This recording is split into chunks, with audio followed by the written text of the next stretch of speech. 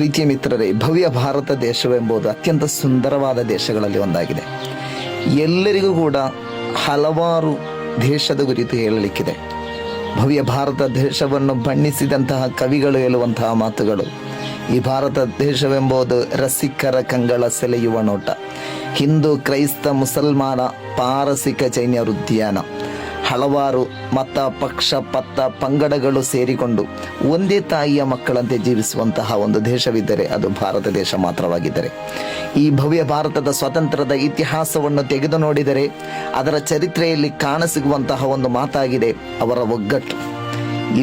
ನೀನು ಹಿಂದೂ, ನೀನು ಕ್ರೈಸ್ತ, ನೀನು ಮುಸಲ್ಮಾನ ಎಂಬ ಭೇದ ಭಾವವಿಲ್ಲದೆ ಶಿಸ್ತಿನ ಸಿಪಾಯಿಗಳಂತೆ ನಾಯಕತ್ವವನ್ನು ಒಂದು ನಾಯಕನು ನೀಡಿದಂತಹ ನಿರ್ದೇಶನಗಳನ್ನು ಪಾಲಿಸುವ ಮೂಲಕ ಭವ್ಯ ಭಾರತದ ಸ್ವಾತಂತ್ರ್ಯದ ಇತಿಹಾಸದಲ್ಲಿ ಸ್ವಾತಂತ್ರ್ಯವನ್ನು ಗಿಟ್ಟಿಸಿಕೊಳ್ಳಲು ಭಾರತಕ್ಕೆ ಸಾಧ್ಯವಾದದ್ದು ಆ ಒಗ್ಗಟ್ಟಿನಿಂದ ಮಾತ್ರವಾಗಿದೆ. ಆದರೆ ಇಂದು ಏನು ನಡೆಯುತ್ತಿದೆ? ಕೆಲವೊಂದು ಸಂದರ್ಭಗಳಲ್ಲಿ ಭವ್ಯ ಭಾರತದ ಇತಿಹಾಸವನ್ನು ಮೆಲುಕು ಹಾಕಿದಂತಹ ಸಂದರ್ಭವನ್ನು ನೋಡಿದಾಗ ಎಷ್ಟೊಂದು ಸಹಬಾಳ್ವೆಯಿಂದ, ಸೌಹಾರ್ದತೆಯಿಂದ, ಸ್ನೇಹದಿಂದ, ಪ್ರೀತಿಯಿಂದ ಒಂದೇ ತಟ್ಟೆಯಲ್ಲಿ ಊಟ ಮಾಡಿದಂತಹ, ಒಂದೇ ಧರ್ಮದವರಂತೆ ಜೀವಿಸಿದಂತಹ ಒಂದು ಭಾರತ ಇಂದು ಕಣ್ಮರೆಯಾಗುತ್ತಿದೆ. ಭವ್ಯ ಭಾರತದ ಸ್ವಾತಂತ್ರ್ಯದ ಇತಿಹಾಸದಲ್ಲಿ ನಾನು ಹಿಂದೂ ಧರ್ಮದವನು ಎಂದು ಹಿಂದೂಗಳು ಬಾಕಿಯಾಗಿದ್ದರೆ, ಮುಸಲ್ಮಾನರು ನಾವು ಮುಸಲ್ಮಾನರು ಎಂದು ಬಾಕಿಯಾಗಿದ್ದರೆ, ಕ್ರೈಸ್ತ ಧರ್ಮದವರು ಬ್ರಿಟಿಷರು ಕ್ರೈಸ್ತರಲ್ಲವೇ, ನಾವು ಅವರಿಗೆ ಸಪೋರ್ಟ್ ಮಾಡುತ್ತಾ ಜೀವಿಸುತ್ತೇವೆ ಎಂದು ಅವರು ಕೂಡ ಬಾಕಿಯಾಗುತ್ತಿದ್ದರೆ, ಇಂದಿಗೂ ಕೂಡ ನಾವು ಬ್ರಿಟಿಷರ ಗುಲಾಮರಾಗಿ ಬಾಕಿಯಾಗಬೇಕಿತ್ತು. ಆದರೆ ಅವರ ಮನಸ್ಸಿನಲ್ಲಿ ಇದ್ದಂತಹ ಒಂದೇ ಒಂದು ಭಾವನೆ ಆಜಾದಿ ಮಾತ್ರವಾಗಿತ್ತು. ಭವ್ಯ ಭಾರತವು, ಈ ಭಾರತದ ಮಣ್ಣು ಯಾರಿಗೂ ಕೂಡ ಬಿಟ್ಟುಕೊಡಬಾರದು.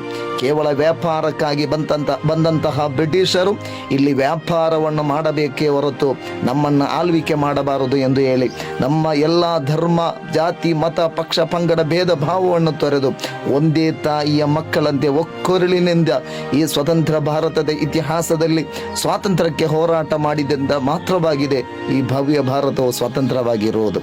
ಇಂದು ನೀವು ಅಲ್ಲಾಮ ಇಕ್ಬಾಲ್ ರವರು ಹೇಳಿದಂತೆ ಮದ್ಹಬ್ ನಹಿ ಸಿಕ್ಕಾತ ಆಪಸ್ ಮೇ ಬೇರೆ ರಖನ, ಹಿಂದಿ ಹೇ ಹಮ್ ವತನ್ ಹೇ ಹಿಂದೂಸ್ತಾನ್ ಹಮಾರ ಹಮಾರ. ಹಲವಾರು ಜಾತಿ ಮತ ಪಕ್ಷ ಪಂಗಡಗಳು ನಮ್ಮ ಭಾರತದಲ್ಲಿ ಇದ್ದರೂ ಕೂಡ ನಾವು ಒಂದೇ ತಾಯಿಯ ಮಕ್ಕಳಂತೆ ಬಾರುತ್ತಿದ್ದೇವೆ. ಒಂದೇ ತಾಯಿಯ ಸ್ನೇಹದಿಂದ, ಸಹಬಾಳ್ವೆಯಿಂದ, ಸಹಕಾರದಿಂದ, ಸೌಹಾರ್ದತೆಯಿಂದ ಬಾಳುತ್ತಿದ್ದೇವೆ ಎಂಬ ಅಲ್ಲಾಮ ಇಕ್ಬಾಲ್ ರವರ ಒಂದೊಂದು ಮಾತುಗಳು ಕೂಡ ನಮ್ಮನ್ನು, ನಮ್ಮ ದೇಶ ಪ್ರೇಮವನ್ನು ಬಡಿದೆಬ್ಬಿಸುವಂತೆ ಮಾಡುತ್ತಿದೆ.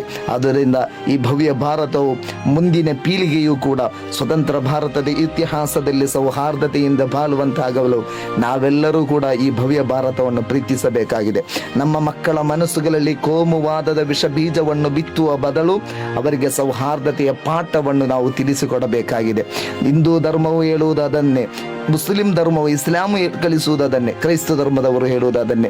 ಆದರೆ ಕೆಲವೊಂದು ಷಡ್ಯಂತ್ರ ಶಕ್ತಿಗಳು, ಬ್ರಿಟಿಷರು ಮಾಡಿದಂತಹ ಕೊನೆಯ ತಂತ್ರವಾಗಿತ್ತು ಭಾರತವನ್ನು ಇಬ್ಬಾಗವಾಗಿಸಲು ಕೋಮುವಾದ ಮಾಡಿದಂತಹ ಒಂದು ಕೊನೆಯ ತಂತ್ರ. ಪಾಕಿಸ್ತಾನಕ್ಕೆ ಒಂದು ದಿವಸ ಮುಂಚೆ ಅವರು ಸ್ವಾತಂತ್ರ್ಯವನ್ನು ನೀಡಿರುವುದು ಇದೇ ಉದ್ದೇಶದಿಂದಾಗಿತ್ತು.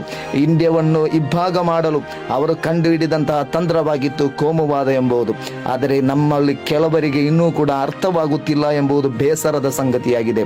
ನಮ್ಮ ಭಾರತವು ಅದು ನಮ್ಮ ಒಕ್ಕೊರಳಿನಿಂದ ನಾವು ಸಾಧಿಸಿದಂತಹ ಮುಸಲ್ಮಾನರು, ನಮ್ಮ ಪಿತೃದ್ವಯರು, ಅದೇ ರೀತಿಯಾಗಿ ನಮ್ಮ ಅಜ್ಜಂದಿರು ಇದಕ್ಕೆ ಎಷ್ಟೋ ತ್ಯಾಗಗಳನ್ನು ಸಹಿಸಿದ್ದಾರೆ. ಅದೆಷ್ಟೋ ಜನರು ತನ್ನ ರಕ್ತವನ್ನು ಭವ್ಯ ಭಾರತಕ್ಕಾಗಿ ಮೀಸಲಿಟ್ಟಿದ್ದಾರೆ.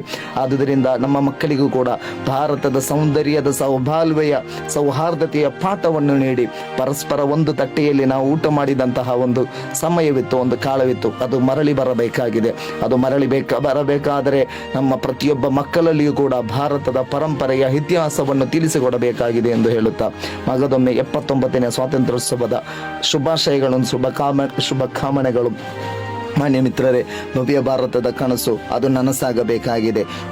ಅತ್ಯಂತ ದೊಡ್ಡ ಉತ್ತಮ ಪೀಳಿಗೆಯು ನಮ್ಮ ಮುಂದೆ ಬರಬೇಕಾಗಿದೆ. ಅದಕ್ಕೆಲ್ಲರಿಗೂ ಕೂಡ ನಾವು ಸಮರ್ಥರಾಗಿ ಕೆಲಸವನ್ನು ಮಾಡಬೇಕಾಗಿದೆ. ಭಾರತ ದೇಶವೆಂಬುದು ರಸಿಕರ ಕಂಗಳ ಸೆಳೆಯುವ ನೋಟ ಎಂಬುದು ನಾವು ಯಾವತ್ತೂ ಕೂಡ ಮರೆಯಬಾರದು ಎಂದು ಹೇಳುತ್ತಾ